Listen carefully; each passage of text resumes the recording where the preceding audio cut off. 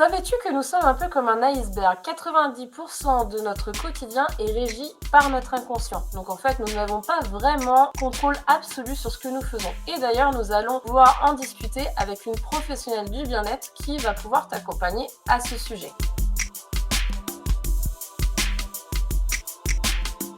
Bonjour Lifer, je suis ravie de t'accueillir pour cette nouvelle année, donc bonne année 2022. Je suis Anaïs, une entrepreneuse passionnée qui souhaite t'apporter quelques conseils et aujourd'hui je suis accompagnée de Maude, une professionnelle du bien-être qui va nous parler de son métier et te le faire découvrir. Bonjour Maude, merci d'être avec nous, ça me fait très Merci plaisir. Anaïs de m'avoir invitée pour parler de mon métier.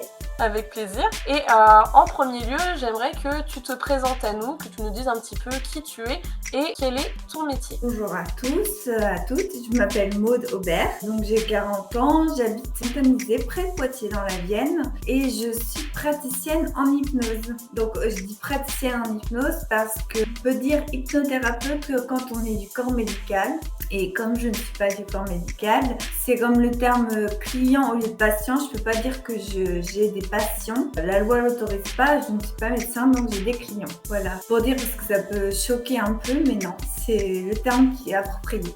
C'est important de le dire puisqu'on doit toujours, comme je le dis en tant qu'entrepreneur, être dans les clous et on ne peut pas faire ce qu'on appelle des allégations au niveau de la santé ou au niveau des terminologies. Il faut toujours faire très attention et c'est bien que tu le spécifies pour que vous puissiez un petit peu plus comprendre les grandes lignes de ce métier. Donc justement, par rapport à ce métier où tu es praticienne, est-ce que tu peux nous dire un peu en quoi ça consiste, comment tu travailles, si tu vois les gens, si tu travailles à distance, est-ce que, entre guillemets, en mode large, tu as des techniques, des approches particulières? Alors oui, moi je travaille à distance depuis le Covid et j'ai appris à s'adapter. C'est très bien et il y a beaucoup d'avantages pour nous-mêmes et surtout pour le client. Enfin, j'en reparlerai à l'occasion.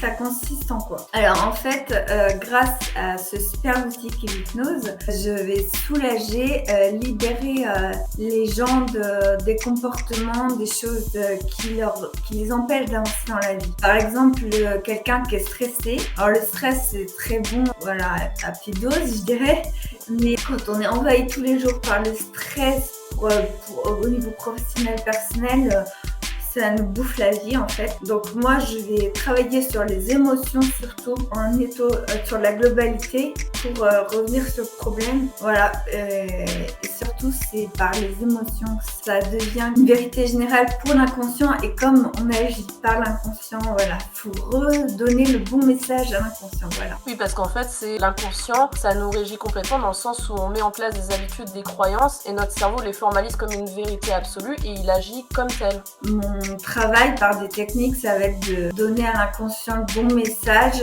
pour soulager la personne. C'est très important que la personne se libère de tout ce qui l'empêche d'avancer en fait. Tu disais que tu travailles à distance, c'est-à-dire tu as besoin de voir la personne malgré tout. Tu travailles comment exactement? Par téléphone? Alors non, pas par téléphone, je travaille en visio comme on fait maintenant. En fait en hypnose, il n'y a pas besoin de toucher comme dans certains métiers. Donc c'est l'avantage, il faut que je vois la personne et que je l'entende, qu'on est en relationnel quand même. C'est très important pour moi de voir la personne du sommet du crâne jusqu'au buste parce que quand je mets la personne en EMC, comme ça d'hypnose, je vais pas tout dire, je vais pas dire le secret, mais il faut que je vois certaines, voilà, une réaction un peu corporelle. Ouais. C'est important parce que moi, en fait, pour ma propre expérience, si j'ai choisi d'interviewer ce métier, c'est que j'y ai déjà eu recours, mais en présentiel. Par rapport à la technique, j'étais dans un siège avec un casque sur les oreilles et il y avait une sorte de musique avec des ondes particulières qui,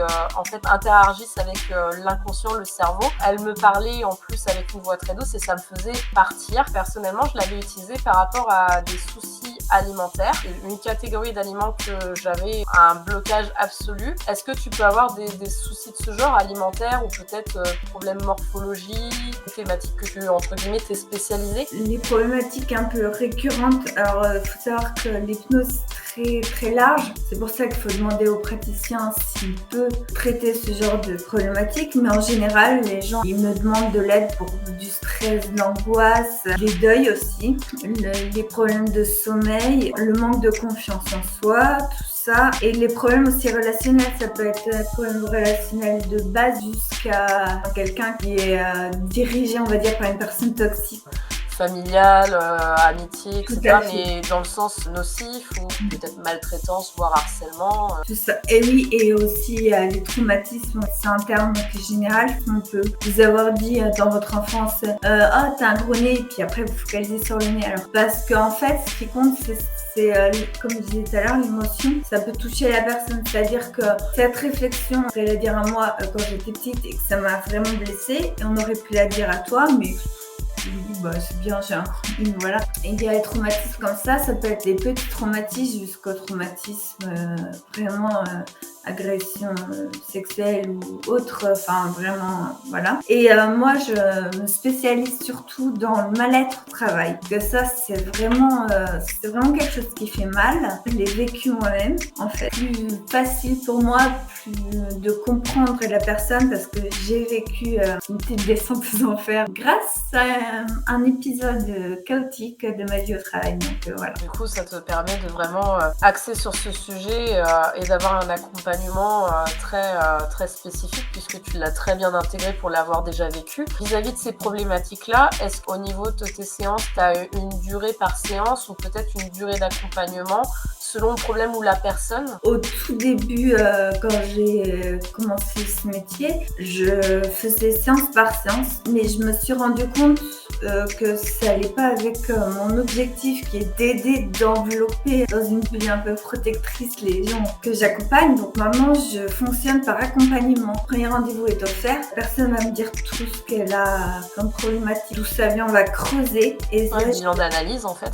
voilà, ça va me permettre de savoir comment moi travailler, quelle technique je vais utiliser et tout ça. Et après, en général, c'est des accompagnements sur 3 mois, sachant qu'une séance à une autre d'hypnose, il faut qu'il y ait 15 jours d'intervalle parce qu'on ne peut pas vous faire une séance le lundi, une séance le mercredi, parce que votre inconscient, il serait ouf. Il a besoin d'un peu de temps entre les deux pour assimiler ce que tu as apporté. Je dirais pour faire une mise à jour en fait. Et quelquefois aussi pour que la personne elle-même se rende compte des changements, elle ou son entourage, parce que quelquefois c'est son entourage qui dit tu cries moins sur les enfants en ce moment, qu'est-ce qui t'arrive? Enfin, c'est en discutant avec la personne que j'arrive des fois à lui faire prendre conscience du changement, parce que c'est pas quelque chose de palpable, comme quelque chose qui prend du volume, quoi. C'est vraiment. Oui, ou si tu travaillais sur ta silhouette par exemple, ça se voit pas, c'est Voilà. beaucoup plus infime.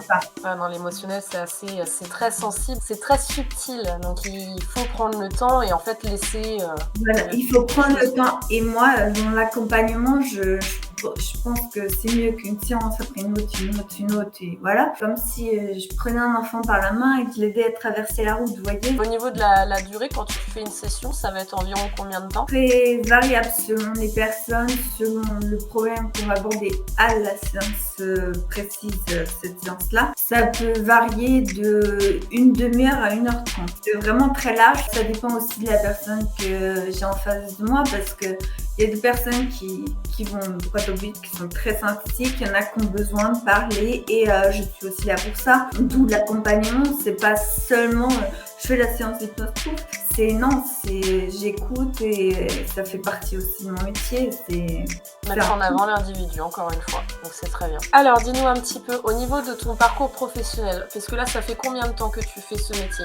Alors, j'ai commencé en 2018. D'accord. Et donc, avant, tu as eu d'autres travails, dont apparemment des problématiques. Voilà. Est-ce que tu peux nous en dire un petit peu plus sur ton parcours? Alors, en fait, avant, c'était quelque chose qui n'a rien à voir. J'ai fait des études et j'ai travaillé dans le commerce international, donc rien à voir du tout. En effet. J'ai eu une mauvaise expérience de travail. J'ai eu une petite descente aux enfers, on va appeler ça comme ça. Je passais par la case chômage et donc je savais plus où j'en étais, je savais plus ce que je pouvais faire, tout ça. Et en fait, j'ai découvert ce métier, c'est qu'à l'époque, mon compagnon, il faisait partie d'une association. Après la réunion, ils ont tous été boire un café et le secrétaire de l'association avait une amie qui parlait de choses et d'autres et elle a parlé de son métier. Elle était praticienne en hypnose. Ce soir, mon compagnon arrive en disant « Oui, j'ai trouvé le métier qu'il te faut, c'est pour toi, il faut savoir écouter les gens, aimer les aider. » Enfin,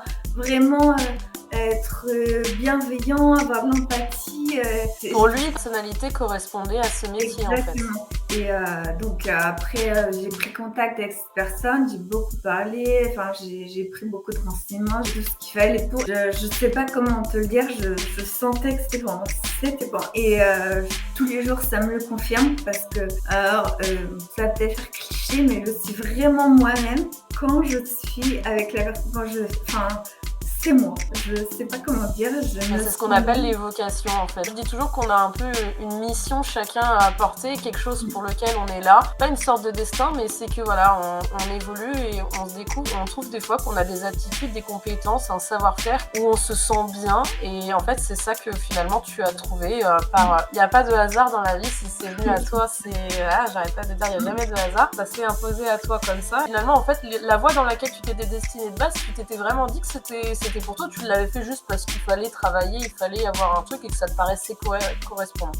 Comme beaucoup de personnes, je pense que j'ai fait beaucoup d'études parce que c'est ce que j'ai entendu, il faut faire des études, Il paraît que c'est bien pour réussir dans la vie, parce que voilà, il faut réussir dans la vie sans trop se poser de questions, à part qu'il faut gagner de l'argent, donc on se met dans des trucs. Après, j'étais poussée, enfin, pas une voie vraiment choisie, mais quand on est plus jeune, c'est vrai qu'on ne sait pas tout de suite ce qu'on veut faire, on se cherche un peu. Quelqu'un m'a dit que j'avais vraiment très très mal, mais moi, pourquoi tu continues dans une voie qui n'est pas la tienne? Ça m'avait déjà fait un petit tilt. Ça avait commencé. Oui, parce qu'en fait, tu t'étais laissé guider par les croyances, les convictions de tout. En fait, que ce soit l'entourage, l'école, enfin, on est un peu guidé par tout et n'importe quoi. Et en fait, toi-même, tu étais en sourdine. Tu t'es pas vraiment posé toi la question, mais en fait, au fond, qu'est-ce que moi j'ai envie de faire, qu'est-ce que j'ai envie d'apporter, et ça t'est venu finalement à un moment les plus négatifs de ta vie, ce qui est souvent le cas, où on se remet beaucoup en question, où finalement on se met vraiment à réfléchir et à s'écouter, à se dire qu'est-ce que j'ai moi envie de faire, parce que j'ai le droit de faire ce que moi j'ai envie de faire, c'est important. Et oui, c'est arrivé un moment de ma vie où ça allait vraiment pas, et je pense, il y en a peut-être certains qui vont dire mais elle n'est pas bien de dire ça, mais si, je pense que les moments les plus critiques de notre vie, il faut le prendre comme un cadeau, ça nous apprend autre chose, ça nous apprend surtout sur nous-mêmes en fait. Que ce soit dans les réussites ou les échecs, il y a énormément d'apprentissage, et de toute façon la vie elle est pas que en haut ou que en bas, c'est ce qu'on appelle les vibrations, il y a un équilibre, il y a forcément un moment donné où le positif va retomber, où le négatif va remonter, et c'est normal que ce soit comme ça parce que on est en constante évolution et on est toujours en apprentissage, et c'est les passages obligatoires qu'il faut accepter et assimiler parce que on apprend énormément, mais il faut vouloir le voir en fait. Donc c'est très pour moi c'est très juste que il y a des métiers qui sont reconnus ou non. Est-ce que c'est le cas du tien, et est-ce qu'il y a des études, des choses à faire particulières pour pouvoir se lancer dans celui-ci de manière légale et validée? Alors en fait, il n'y a pas de formation reconnue par l'État. C'est pour ça qu'il n'y a pas une école étatique, je veux dire d'hypnose. C'est aussi pour ça clairement faire des recherches, pas trouver la première formation, je prends celle-là, parce qu'elles sont différentes en durée de ce qu'elles proposent. Il faut vraiment se renseigner. Vraiment, je pense que c'est essentiel. Après, je pense quand même que pour faire ce métier, par exemple, si vous êtes commercial à fond, vous avez des objectifs, des chiffres et tout ça, c'est très bien. Mais je pense qu'il faut avoir quand même une envie d'aider les autres. Faut être dans ce monde un peu de bienveillance. Alors, tout un chacun est bienveillant, ça j'en suis consciente, mais ce côté rempli de coucouner les autres et de les aider vraiment. Et je pense aussi, parce que moi c'est l'hypnose ericksonienne que je fais, et donc il y a des techniques et aussi des métaphores. Alors moi j'adore ça parce que ça me plonge dans ma bulle, et en plus faut le faire selon la personne qu'on a en face. C'est vraiment de la construction sur mesure, faut avoir de l'imagination, et je pense que moi j'ai fait des études un peu littéraires, donc dans ce côté-là, plus dans les histoires, les profils créateurs. Voilà, faut avoir cette passion en plus. L'hypnose, je pourrais en parler pendant 2 heures, c'est très très très très vaste en fait, c'est très passionnant en plus. Il faut le sentir, et comme je disais, il faut avoir un processus, il faut être capable de créer de parler avec les gens et de savoir les écouter vraiment, parce que il y a des gens, vous leur parlez, ils vous vous entendent mais vous écoutent pas, ou je sais pas, c'est le contraire, mais enfin, tu vois ce que je veux dire un Ouais. peu. C'est comme dans tout métier, faut pas juste apprendre un truc et tout. Comme dans tous les métiers, je suppose, il y a des choses qui se développent, qui changent. Donc, Des nouveaux savoirs, mais c'est vrai qu'en fait, c'est pas juste recracher notre science, voilà. c'est s'en imprégner et en fait se l'accaparer un peu, je dirais, parce qu'en fait, on a tous notre personnalité et même si on a les connaissances de base, tous, logiquement, on va pas l'interpréter de la même manière et ça va pas donner les mêmes... Chacun est différent et heureusement, et c'est pour ça qu'il y a des métiers qui sont faits pour les uns et d'autres pour d'autres. On peut pas juste se dire tiens, aujourd'hui je vais faire ce métier, aujourd'hui je vais faire ce Mais ça arrive et c'est Oui. pas forcément judicieux. Oui, c'est vrai. Mais c'est vrai que ce que tu dis, c'est intéressant parce que le domaine du bien-être est un domaine qui actuellement est en pleine expansion. Le problème, c'est qu'on a un peu, pour être cru à des effets de mode où il y a des gens qui viennent surfer sur des vagues de métiers comme la lithothérapie, les huiles essentielles, les métiers d'énergie, etc. et qui les voient comme des effets de mode, donc d'apport financier potentiellement conséquent, si ça fonctionne, et qui en fait sont dans ces approches-là uniquement pour ça.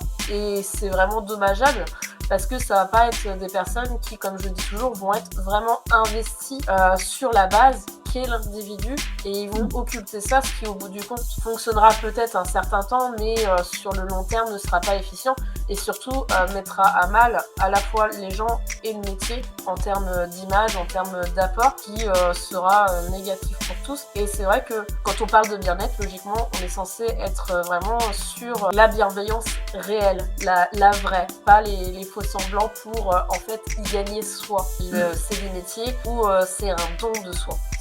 C'est ça en fait. On est dans l'altruisme pur et dur. Mais il faut qu'il soit sincère. Je vais revenir un petit peu sur ce qu'il faut aussi pour ce métier.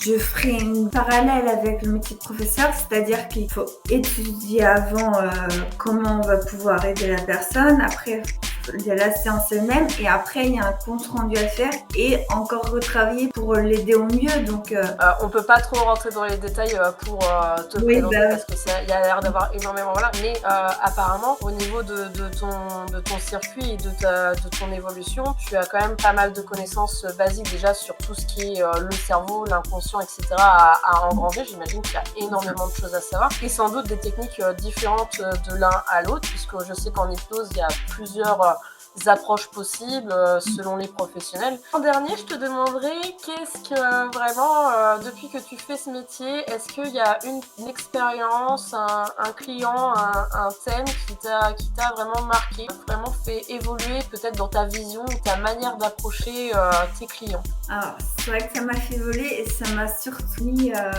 quelque chose dans le cœur, mais j'ai quelqu'un qui était très très reconnaissant et même moi je sais pas comment dire, parce que alors c'est une personne qui venait parce que depuis des années elle avait du mal à se remettre du décès d'une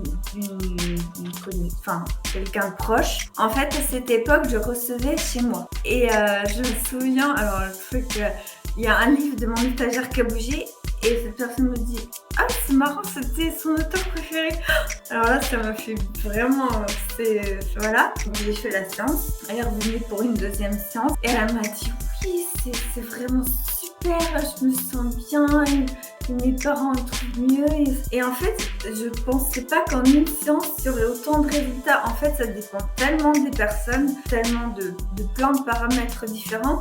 Mais là, l'effet tellement immédiat, tellement énorme. Pour moi aussi, du coup, ça a été un choc. Je pense que l'hypnose, c'est pas magique, je vais pas dire ça parce que c'est tout ce que je dis. Je pense que les barrières ont sauté pour cette personne tout d'un coup. Il y a des personnes, ça, il faut plus de temps, il y a une barrière après l'autre, et là, une explosion. Enfin, c'était carrément, voilà. Par ton métier, ce que tu arrives à apporter, c'est ce côté libérateur. Toi, à la fois, cette gratitude des gens qui te touchent beaucoup et cette reconnaissance, cette valorisation en fait que tu avais aussi besoin, qu'on a tous besoin. C'est touchant la manière dont tu l'as exprimé. On sent que l'émotion est là. Moi, j'adore vous interviewer. À chaque fois, vous me donnez plein d'émotions comme ça. C'est super chou. Mais c'est ça en fait qui montre que tu touches clé dans ton métier, ça se voit, comme tous ceux que j'ai interviewés, c'est vous le respirez en fait, vous êtes tous passionnés et je trouve ça génial la manière dont vous en parlez parce que voilà, ça montre que des professionnels très investis. On a appris des choses très intéressantes sur ce métier qui est plutôt connu, mais en même temps pas trop forcément compris peut-être. Il y a peut-être, comme on en discutait en aparté, on va vous le dire, hein, on parlait voilà, que sur ce métier, il y en a qui avaient un peu l'idée préconçue de ce qui a été créé par la télévision avec Monsieur Mesmer, où on a l'impression qu'on va être marabouté ou je ne sais quoi, ou qu'on va nous faire des trucs bizarres. Et il y a eu des affaires malheureusement de personnes qui ont profité de femmes. Ça a endommagé la profession. Mais pour autant, c'est pas des trucs farfelus. Si vous trouvez un bon professionnel, il n'y a pas trop d'inquiétude à avoir. Faut pas s'attendre à grand chose. En fait, moi, je savais pas comment ça allait se passer. J'ai été agréablement surprise. Ça a très très bien fonctionné. En fait, la différence, les gens, certaines personnes ont des clichés un peu justement de télé. Et ça, c'est l'hypnose de spectacle. Il faut bien comprendre que moi, ce que je fais, c'est pas l'hypnose de spectacle, c'est de l'hypnose thérapeutique. Donc déjà, là, ça change tout, en fait. Le fait que tu te souviennes plus de la deuxième séance, c'est un phénomène qui s'appelle l'amnésie hypnotique. Donc ça peut arriver. En tout cas, il faut savoir que quoi qu'il arrive, quand on est en état de modifier de conscience, je sais pas, un quart d'heure, 20 minutes, on va dire, au bout d'un quart d'heure, tu te réveilles toute seule parce que, en fait, il faut savoir que, en fait, c'est un état naturel et tous les jours, on est en état d'hypnose, d'auto-hypnose. L'exemple que j'aime bien prendre, moi, c'est vous êtes en voiture, vous allez au supermarché que vous connaissez par cœur, c'est l'anniversaire de votre soeur, et vous dites ah oui, c'est vrai, j'ai dit que je faisais le gâteau moi-même cette année, mais j'ai oublié la liste de courses à la maison. Alors il faut le chocolat, alors faut pas que j'oublie les amandes. Et vous êtes arrivé au supermarché et vous n'avez pas vu la route. Vous êtes un peu ici et un peu ailleurs en même temps. S'il y avait un fou qui avait déboulé devant vous, il aurait réagi directement parce que vous êtes protégé. Voilà. Vous êtes concentré en fait sur quelque chose en étant ailleurs. Voilà. Et en fait, c'est exactement le même état que tu utilises toi pour travailler avec les gens. Donc c'est bien qu'on ait fait ce petit rapport-là parce qu'on travaille avec un professionnel. Non, on nous fait pas faire du tout des trucs farfelus. En fait, c'est une sorte de discussion. Moi, c'est comme ça que j'ai vécu où la personne me disait de visualiser certaines choses, etc. Et ça m'a mis plus ou moins en état de conscience. Et voilà, la deuxième, j'ai eu des moments de réveil où j'entendais certaines choses puis je repartais. J'étais contente apparemment. C'est vrai que le cerveau est très complexe mais mine de rien, ça fonctionne. Moi, c'est quelque chose, un métier que je valide pour l'avoir testé. Je pense qu'il faut juste trouver le professionnel qui convient et c'est une approche qui est très intéressante et qui peut faire un sacré déblocage. Et voilà pour notre petite interview. Donc bien sûr, si tu as des questions pour Maud ou que tu souhaites en savoir un peu plus sur son activité, je vais mettre comme d'habitude en description tous ces moyens de contact pour que tu puisses aller voir un peu. Je pense même qu'il y aura quelques témoignages. Et bien sûr, en commentaire, laissez tes questions si tu en as, si tu souhaites qu'elle réponde, elle les verra également. Je te remercie grandement d'avoir participé. C'était un plaisir de pouvoir partager ce moment avec toi et d'avoir toutes ces petites informations. C'était très intéressant. Avec plaisir. Merci beaucoup Anaïs de m'avoir accordé ce moment. C'est avec plaisir également. Sur ce, on vous souhaite encore très bon début d'année. J'avoue que pour moi, c'est un peu catastrophe puisque je suis confinée positive Covid. Pas de bol. Mais vous voyez que je vais bien. Donc on vous souhaite une très très bonne journée et à bientôt. Puis surtout, prenez soin de vous et pensez toujours que vous êtes le meilleur acteur de votre réalisation.